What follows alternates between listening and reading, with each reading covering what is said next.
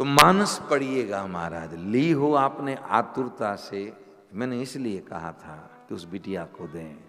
वो बिटिया बार बार आगे आ रही थी मानस लेने के लिए, लेकिन देने वाले उसको बच्ची समझ के नहीं दे रहे थे। पर मैं ये सोचूंगा कि उसके मन में जिज्ञासा है पढ़ने की, वो पढ़ेगी, शायद अगर 2-4 बार पढ़ी तो राम जी की परम भक्त जरूर बनेगी महाराज। इसमें कोई दो राय नहीं। अब हम लोग तो कपे पके हुए हैं कंसल साहब, हम लोग वो कोरा कागज है, हम लोग कार्बन कागज है। अंतर यही है। शेठ जी जाते थे कथा में, एक दिन संयोग से कथा में नहीं जा पाए तो बेटे को कहा बेटा तुम चले जाओ, महाराज के आप प्रसाद वरसाद ले जाना, हमको जाना है, क्यों हमारी यजमानी है। सेठ जी चले गए, बेटा कथा में गया। महाराज कथा में उस दिन बोले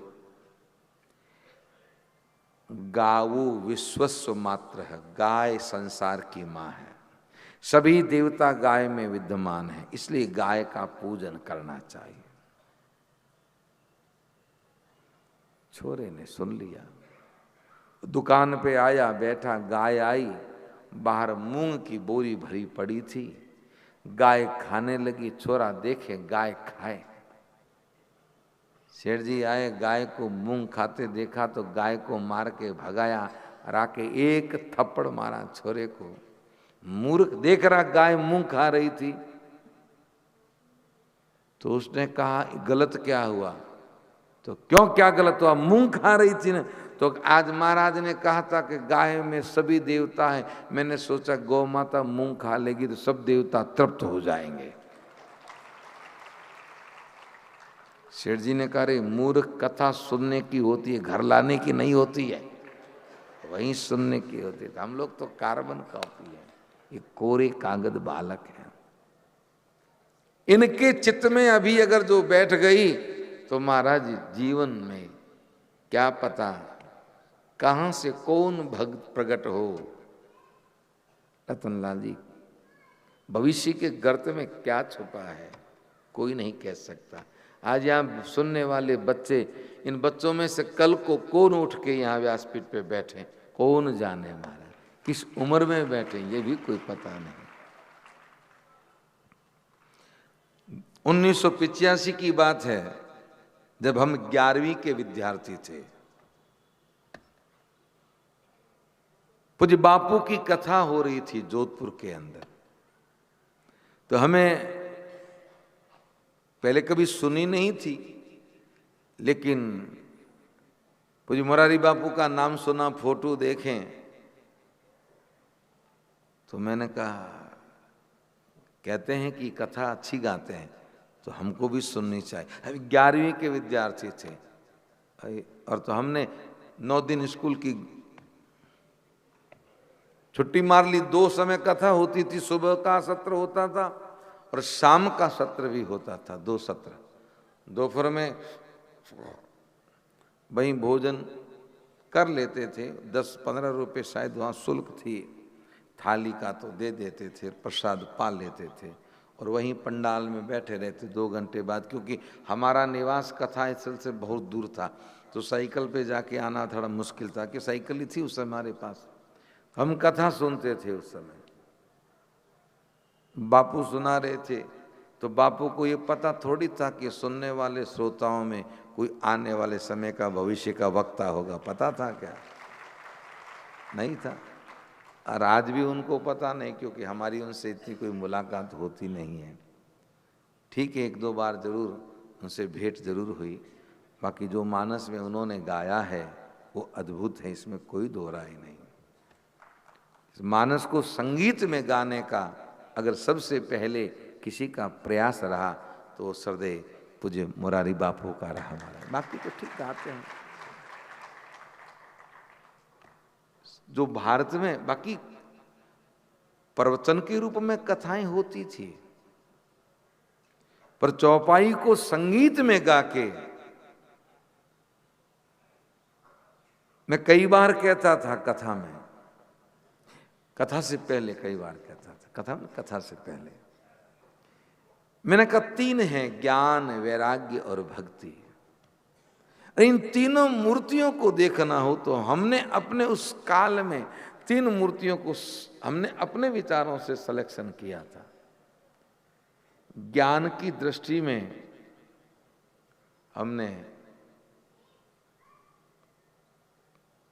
गोलोकवासी परम सदे पूज्यपाद डोंगरी जी महाराज को रखा था। अद्भुत उनका जो भागवत गाने का जो तरीका था, शैली थी, क्योंकि कथा को कथा से ही वो चलते थे। और वैराग्य के रूप में हमने अपने सोच, मैं मेरी सोच कह रहा हूं, मेरे विचार में मैंने, अब खूब संत हैं, लेकिन वैराग्य की मूर्ति के रूप में मैंने परम सदे पूज्यपाद राम सुखदास जी महाराज को सोचा था कि वैराग्य की मूर्ति यह है, जिनके जीवन में कोई राग नहीं, 2 ही जोड़ी कपड़े, एक धोना एक सुकोना और कुछ नहीं। महाराज न लेना न देना, न मगन रहना, न को चेला न चेली। और भक्ति के रूप में जो गाते गाते भगवान के गुणों को गाते गाते जिनके नेत्र सजल हो जाते थे और सजल होते हैं आज भी, और जब वो गाते हैं तो भक्ति के रूप में अगर किसी वक्ता को हमने अपने हृदय में बिठा रखा है तो वो है परम सदे पूज्य मुरारी बापू को। इसमें कोई 2 राय नहीं। वास्तव में बापू का जो चिंतन है अद्भुत है। मानस को संगीत में गा के इस भारतवर्ष को उन्होंने दिया। बाकी पहले संगीत में मानस नहीं गाई जाती थी। ऐसे तो युग तुलसी परम सदे पूज्यपाद रामकिंकर जी महाराज है, कई अद्भुत संत हुए जिन्होंने मानस पे अनेकों अनेक चिंतन किया, विनीत जी, बिंदु जी, सबने। लेकिन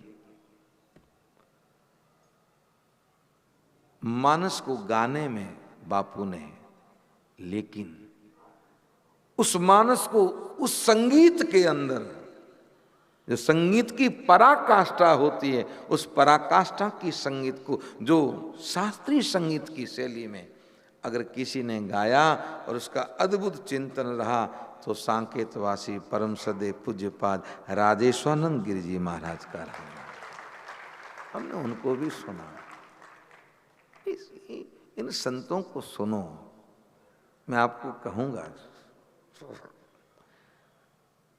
अब लोग भाग्यशाली हैं किस काल में जन्मे हो जो आपको ऐसे अद्भुत संतों का दर्शन का भी सौभाग्य मिला। मैं बात कह रहा हूं आपको कंसल साहब, जब तक परम सदे पूज्य राजेश्वरानंद महाराज जी विद्यमान थे, वो कथाएं गाते थे, उस समय लोग उनको इतना नहीं सुनते थे, भीड़ नहीं होती थी। पर आज वो सांकेतवासी हो गए, आज वो उनकी जो वीडियो सुनते हैं तो लोग कहते हैं उन संतों के दर्शन हम नहीं कर पाए। तो महाराज ऐसे संत जन्म लेना बड़ा मुश्किल है, ऐसे अद्भुत चिंतन वाले। अब तो ठीक है, आने वाली पीढ़ी में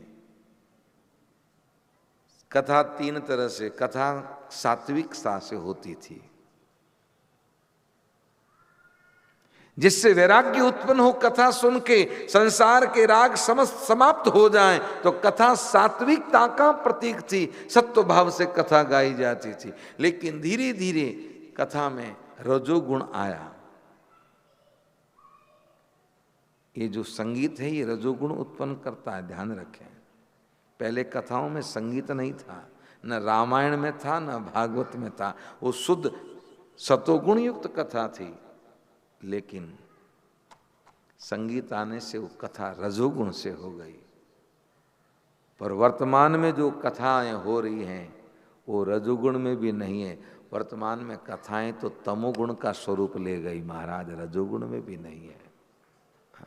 जब कथाओं में धमाल होता है तो महाराज वो कथा कथा नहीं रहती, ये ध्यान रखें।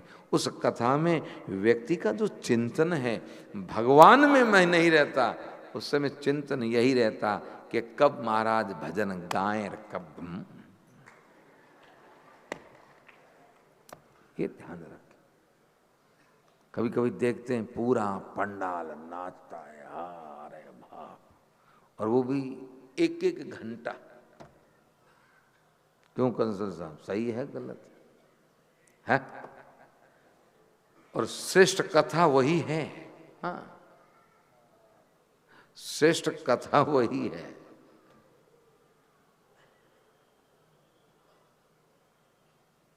पर मानस में पुनः कहूंगा आप लोगों से कि मानस लिया है तो इसे पढ़िएगा।